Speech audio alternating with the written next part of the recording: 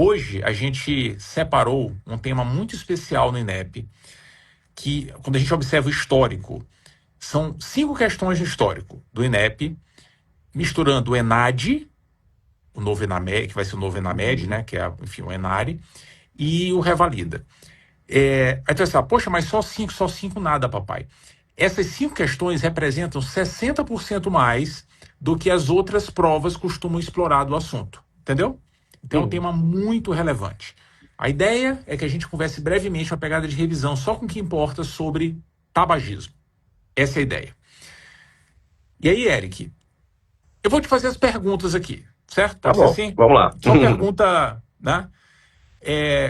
Quais são as substâncias que compõem o alcatrão? Não, isso não. Essa parte não.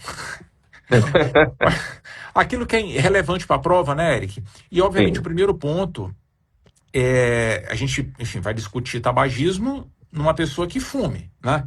Então, o primeiro passo, obviamente, é a gente identificar que a pessoa fuma e entender qual é a abordagem global. Vi que a pessoa fuma. O que eu faço?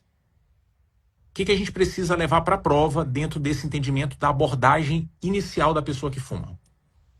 Para a prova e para a prática, é fundamental a gente saber que não dá para ficar indiferente diante de um paciente que traz para você o fato de estar fumando.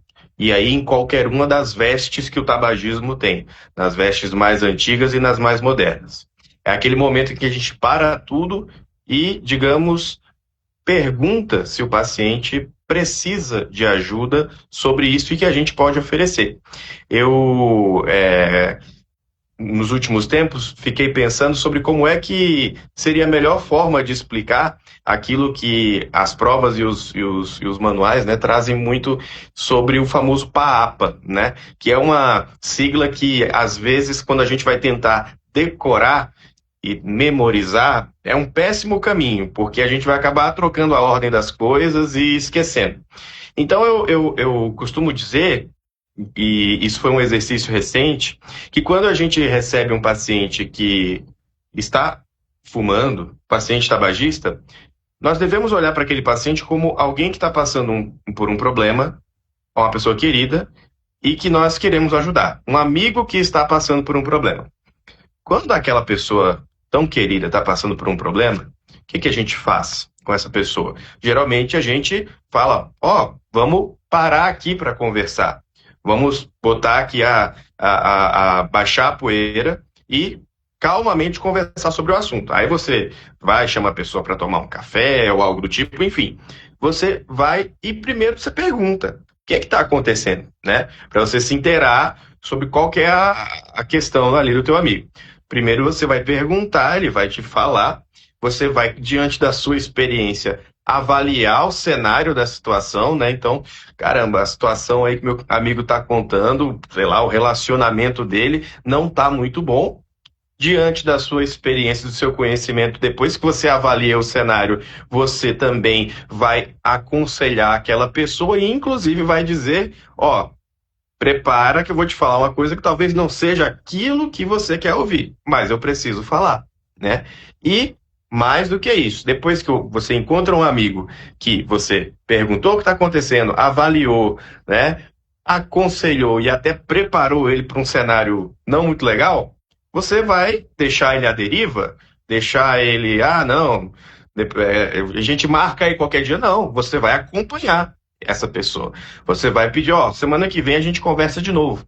Então, o PAAPA, perguntar, avaliar, aconselhar, preparar e acompanhar, é justamente isso.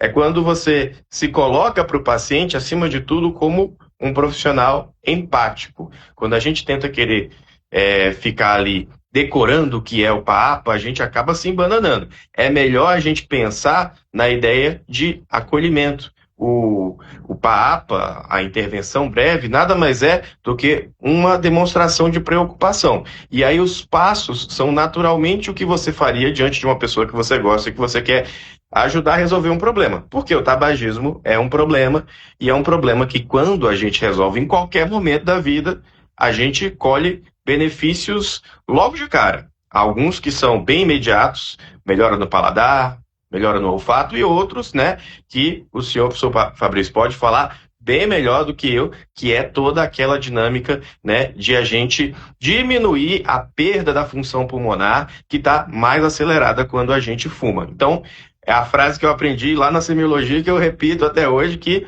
parar de fumar vale a pena em qualquer momento da vida. Boa, muito bom, muito bom. Legal isso, né? Porque de fato tem as recomendações do Ministério, né? E na abordagem, o PAAPA e tal, e realmente a gente acaba sendo induzido, né, Eric, a memorizar, criar um post-it para tudo, né? Uhum, E geralmente essas simplificações são muito perigosas em tudo. sim. Então, quem gosta de fazer muito isso até na medicina, na clínica médica, é a cardiologia, gosta muito disso. Isso pode ser legal por um lado, né? Facilita a gente a não se perder também num textão que está falando sobre toda a abordagem e tal. Mas leva a gente para um outro cenário em que a gente memoriza, às vezes, um termo que não é uma entidade amorfa. O que é papa? Sabe? Uhum, Papa. Né? Eu sim, quero ver o que que é mesmo P, o que que é mesmo A. E muitas vezes é tudo muito intuitivo, né? sim, Então, se a gente tiver uma postura, assim, se a gente pensar o que pode ser ideal tu contextualizar aí num cenário fora do tabagismo, mas tá tudo perfeito, né? É o que a gente faria se tivesse um interesse, né, genuíno sim. em ajudar a pessoa, né? Muito, muito bom. Então, esse é um dos aspectos. Obviamente, o INEP tem uma conexão muito grande com a atenção básica, né? E certamente esse é um ponto. Agora, quando a gente entra na dinâmica de toda a interação com o paciente tabagista, tem dois aspectos que as provas, em geral, gostam muito de explorar ou de transitar, que às vezes perturbam um pouquinho a gente. Uhum, Um é o teste de Fagerstrom, que avalia a dependência à nicotina, uma das formas de avaliar a dependência à nicotina. Outra é o padrão que o indivíduo se encontra de motivação para acessar o tabagismo, as fases motivacionais, né, que não são específicas para o exatamente. tabagismo, mas enfim, a gente aplica muito nesse cenário. O que é importante disso para o INEP? O que a gente precisa dominar, que é fundamental no INEP? Fundamental para o INEP é, mais do que querer decorar, memorizar a partir de tal pontuação é tal conduta, abaixo de tal pontuação é outra, é entender qual a funcionalidade do teste Fagerstrom. Primeiro, falando sobre ele. O teste Fagerstrom vai, digamos, medir a capacidade de o paciente tolerar ficar longe do cigarro. Porque o teste de Fagerstrom, ele vai, na verdade, não se debruçar tanto na ideia de quantos cigarros você fuma por dia, não. É outro caminho. É perguntar como é que aquele paciente fica depois que ele dorme uma noite inteira. Se ele, logo ao acordar, ele já tem aquela vontade de fumar, ou se ele acorda no meio da noite para fumar. O que o teste de Fagerstrom está querendo avaliar? É a capacidade do paciente tolerar a falta do cigarro. Se ele tolera menos a falta do cigarro, ele está mais propenso a ter abstinência. Então, geralmente, quando o paciente tolera menos a falta do cigarro, ele começa a pontuar mais no teste de Fagerstrom. Ele começa a ter pontuações maiores que nos chamam a atenção para entender que, opa, vai ser difícil, vai ser mais complicado tirar o cigarro desse paciente. E aí, justamente por isso, talvez a gente precise de reforços para poder ajudar a tirar o cigarro desse paciente. A ideia do teste Fagerstrom é isso, é ver a capacidade do paciente tolerar, ficar longe do seu cigarro. Agora, não adianta o paciente ter qualquer pontuação no teste de Fagerstrom, até uma pontuação pequena, que indica uma baixa dependência, se ele não estiver convencido de que ele tem um problema. Essa é a questão central quando a gente fala dos estágios motivacionais, que podem até aparecer na prova com os sobrenomes, né, professor? Pode aparecer lá o Di Clemente e o Prochaska, que foram as pessoas que propuseram, os autores que propuseram isso. Qual que é o ponto central? Contemplar, quando a gente pensa o significado da palavra, o que é? Olhar para o horizonte, é observar, é olhar em plenitude. Então, quando alguém contempla, alguém está olhando as coisas como deveria ser, de maneira nítida. Se alguém contempla o seu problema com o uso de uma substância, quer dizer que está, de fato, enxergando sem nenhuma interferência, sem nenhum embaçado ali, que o problema existe. Então, para a gente poder tratar um paciente que tem uma relação com qualquer substância, como por exemplo álcool, cigarro, que é o nosso tema hoje, e outras drogas, por exemplo, é fundamental que o paciente tenha a noção de que aquilo é um problema e que ele precisa mudar. Ele não apenas quer parar, ele está disposto, inclinado ao processo de mudança. É totalmente diferente do paciente que está na pré-contemplação. Então, se contemplar é olhar as coisas claramente, pré-contemplar é olhar tudo embaçado. E quando ele olha tudo embaçado, ele acha que ele está que nem ali o Zeca Pagodinho naquela música lá, Maneiras, de 1987. Se eu quiser beber, eu bebo. Se eu quiser fumar, eu fumo. Ele está que nem aquele eu lírico. Então ele está dizendo que, independente do que você falar, né, ele não vai parar de fumar, não vai parar de beber. Então, se ele está antes da contemplação, ele não está enxergando as coisas devidamente. Para a gente poder propor uma estratégia que tenha chance de mudar o cenário, ele precisa estar consciente do problema. E aí, a questão de quais estágios motivacionais se sucedem é pensar logicamente o que a gente tem que fazer quando está diante de um problema. O paciente fala para você que eu reconheço que eu fumo demais e que eu gostaria de mudar, ele está contemplando. Ele reconhece o problema. Para resolver um problema, a gente tem que pensar numa estratégia.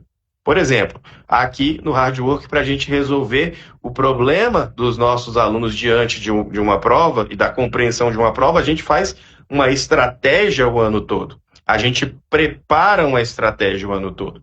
Então, quando a gente tem um problema contemplado, a gente passa a preparar o caminho. Agora, preparar o caminho junto com o paciente. A preparação é a hora que a gente vai com o paciente falar sobre os vários caminhos possíveis para tratar aquele problema que ele tem. Depois que a gente pensa numa estratégia, prepara, a gente coloca ela em prática. Então, contemplação, preparação, ação. E o que a gente quer colocando a estratégia em prática? A gente quer ser bem sucedido nessa estratégia. Ninguém vai entrar num jogo para perder. Pois bem, então a gente quer chegar na manutenção. A manutenção só se chega quando o paciente realmente ele já está sem a substância, ele está abstêmio. É onde a gente quer ficar. É aquela hora que o avião já passou da turbulência, ele está lá, ó, naquela altitude certinha, voo de cruzeiro, está tudo tranquilo. Agora, turbulências podem acontecer, né, professor? Como nós bem sabemos, tratar tabagismo, tratar qualquer transtorno relacionado a substâncias, às vezes tem os seus problemas, tem as suas turbulências, e aí entra um ponto que é bem crítico, que as provas gostam de explorar isso, porque a gente se preocupa muito em saber o que é até a manutenção, tá? Mas e se o paciente recair, né? O que a gente faz? É que nem você jogar um jogo de tabuleiro e aí você caiu naquela casa do monstro. Volte todas as casas, você volta lá para a pré-contemplação. Só que na prática, tem um ponto que é bem importante. Você volta para a pré-contemplação, o paciente sofre muito com isso, é verdade, mas ele já fez aquele trajeto antes. Então ele já tem mecanismos, ele já tem um aprendizado para, quem sabe, trilhar esse caminho de novo, de contemplar, preparar, agir e, posteriormente, manter-se abstêmio da substância. Então, pré-contemplação, contemplação, preparação, ação e manutenção são estágios lógicos da resolução de um problema. Da mesma maneira que o PAAPA é uma sequência de passos lógicos numa conversa que você quer ajudar alguém a resolver um problema. É melhor pensar assim do que querer fazer aquele decoreba, e aí a gente acaba se trocando porque os nomes têm uma sonoridade bem parecida e aí a prova não perdoa e a prática também não. Perfeito, perfeito. Então, ficou claro, né? É muito importante para a gente definir até a conduta e os próximos passos, conseguir identificar a fase de motivação. E aí, Eric, só aproveitando toda a tua Uhum. explicação, para a gente dar alguns exemplos, né? Sim. Então, imagine que uma pessoa aqui na nossa frente, ela vai dizer uma frase e com essa frase eu vou pensar, isso aqui está na fase X, certo? Vamos lá. Pré-contemplação. Como é que seria a frase clássica do indivíduo em pré-contemplação? Fumo há 10 anos, não tenho problema nenhum, quando quiser eu paro. Sozinho. Boa. Contemplação. Cigarro tá me fazendo mal, tô fumando demais, quero parar. Boa. Preparação. Fui lá no posto de saúde, na UBS, conversei com o médico e a gente já vai iniciar o tratamento amanhã para eu parar de fumar, para eu parar de usar o cigarro. Ação. Estou tomando a bupropiona, estou fazendo os meus adesivos de nicotina e estou diminuindo muito o cigarro. Boa, boa. Então, para gente, né, para gente se situar mais ou menos, vendo na prática, né, como que seriam Uhum. esses estágios, né? E Sim, aí, Eric, tu falaste mais ou menos a ideia, né? A ideia é a gente ir progredindo dentro desse contexto, mas obviamente tem o aspecto do tratamento em si. O que que o Ministério da Saúde, o que que o Ministério da Saúde recomenda que a gente faça na abordagem terapêutica do tabagismo? a abordagem terapêutica do tabagismo de uma maneira global, e aí estendendo até para todos os aspectos relacionados às substâncias, é muito importante mencionarmos o papel, antes de entrar na parte medicamentosa, do acompanhamento multidisciplinar. É muito provável que algumas alternativas das provas do INEP perpassem por isso, pela necessidade de intervenções psicossociais, pela necessidade de observar o meio em que esse paciente está inserido, mas isso é algo que se soma à necessidade do tratamento medicamentoso que o Ministério da Saúde recomenda para os pacientes, principalmente aqueles que têm uma dependência de nicotina elevada e que querem parar de fumar. E aí a gente tem prateleiras. A gente tem algumas prateleiras. A gente tem uma primeira prateleira em que estão algumas medicações e a gente tem uma segunda prateleira em que estão outras. O INEP gosta muito de cobrar nas suas provas, de uma maneira geral, uma ênfase bem interessante a qual que é o melhor medicamento para aquele paciente específico daquela questão. E por que que a gente não pode passar aquele medicamento para determinado tipo de paciente. Então, na primeira prateleira, o que que a gente tem? Terapia de reposição de nicotina e bupropiona. Terapia de reposição de nicotina é algo que, quando a gente escuta também, muito cuidado, não é simplesmente chegar e dar nicotina anarquicamente para o paciente, não. Ele usa a nicotina que ele quiser. Não, senão vai virar uma bagunça. É a gente fazer uma estimativa do quanto de nicotina que ele utiliza ao dia e repor isso numa perspectiva de gradualmente ir reduzindo. Então, a gente começa com os adesivos de nicotina e depois a gente vai reduzindo, só que isso é algo mais detalhado.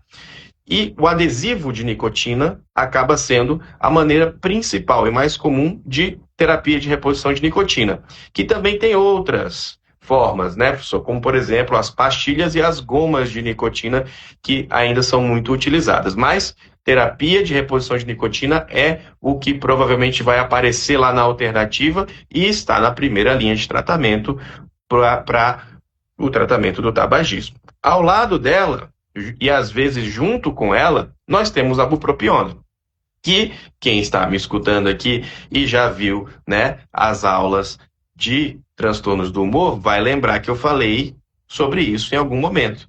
E sim, a bupropiona é um antidepressivo. Só que, se você lembrar bem, né, a bupropiona faz o quê? Aumenta a disponibilidade de nora e dopa. Mais ou menos, né, a noradrenalina e dopamina, mais ou menos os neurotransmissores que também são intensamente liberados quando o paciente usa o cigarro. Então, de certo modo, a bupropiona vai elevar a disponibilidade de noradrenalina e dopamina para evitar aquele desejo, aquele craving, né? Aquela vontade que o paciente tem de fumar. Agora, tem um ponto que é muito importante, porque existe uma segunda linha de tratamento, né, professor? E toda vez que tem uma segunda linha de tratamento para algum problema, é porque a primeira linha, em alguma situação, não funciona totalmente, né? Senão não tinha segunda linha de tratamento. Então, qual que é o problema da bupropiona? E qual que é o problema da nicotina? É que a gente não consegue fazer isso para todo mundo. Para quem que a gente não deve fazer, né, a bupropiona? É para aquele paciente que tem uma chance maior de convulsionar. Ou ele convulsiona já como um problema clínico dele, ele tem uma epilepsia, ou ele está provisoriamente, situacionalmente ali, mais propenso a convulsionar. Por exemplo, é um paciente que tem um distúrbio hidroeletrolítico.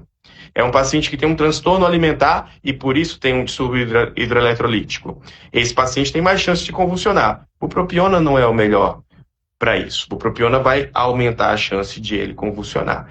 E já a nicotina, que aparentemente a gente encontra dificuldades para pensar, nossa, mas qual seria o efeito colateral impeditivo da nicotina? A nicotina faz um pouco de vasoespasmo, né? Então, aquele paciente que já não tem suas coronárias muito certinhas, tá bom? Que já o sangue já passa com dificuldade, pois é, esse paciente que tem doença coronariana não deve usar a terapia de reposição de nicotina. São as principais limitações do que está na primeira linha. E a prova adora cobrar isso. Quando você olhar na prova do INEP um enunciado sobre tabagismo e esse enunciado for longo, muita atenção a todos os detalhes clínicos que aquele paciente tem, porque esse enunciado longo está querendo falar alguma coisa, nada está ali à toa. E às vezes tem lá, paciente infartou há tanto tempo, aquilo não está ali à toa. Agora, na segunda linha, a gente tem alternativas para os pacientes que não podem usar a primeira linha. Nós temos a nortriptilina e a clonidina. Né? Aí está falando de clonidina? Não, não é aula de cardiologia aqui. Né? É um antihipertensivo, é verdade. A gente usa na psiquiatria para algumas coisas. A gente usa lá nos transtornos de neurodesenvolvimento, a gente usa para manejo, por exemplo, da insônia, né, em alguns pacientes, mas aqui a gente está falando de tabagismo, e a gente usa para tratar tabagismo também. Qual que é o ponto? Acabei de falar, é um antihipertensivo, é um alfa-bloqueador. Quando a gente faz um antihipertensivo, a gente tem a chance de diminuir a pressão. Se o paciente tem a pressão dele normal e a gente faz um antihipertensivo, o que ele pode ter? Hipotensão. Então, ele pode ter ali uma pressão baixa e ter sintomas de tontura, quedas e por aí vai. Sobra a nortriptilina, que é um tricíclico, né? É um antidepressivo tricíclico que ajuda ali na disponibilidade de nora e dopa, mas que tem seus problemas. Como bom tricíclico que é, altera um pouco o ritmo cardíaco, pode alterar ali a amplitude do complexo QRS. Então, aquele paciente em que o impulso elétrico já passa de um jeito meio devagar no coração, o que eu quero falar com isso? Bloqueios de ramo, em especial bloqueio de ramo esquerdo, não é um paciente para usar a nortriptilina. Então, veja o que a gente está falando aqui. A gente está falando de medicações que são possíveis em vários cenários, mas que não são desejáveis em alguns. E é justamente isso que a prova vai explorar. Vai te trazer um caso real, um caso plenamente, né, factível de acontecer no seu cotidiano, e você vai ter que escolher o melhor medicamento para aquela situação. E você só vai conseguir responder isso se compreender como é que cada um funciona. Muito bom, muito bom. Perfeito. É isso, né? Apagamos a chama. Não apagamos? Apagamos a chama. Já Apagamos. apertamos o cinzeiro e jogamos o cinzeiro fora. Ainda bem. Legal, muito bom, muito bom. Acho que esses são os pontos principais, né, Eric? A proposta de abordagem inicial do Ministério, principalmente na atenção básica, Sim. o entendimento das fases de motivação, os estágios de motivação e o alinhamento geral do tratamento, né? Principalmente os fármacos de primeira linha, quando a gente pensa em usar mais e quando a gente evita usar, né?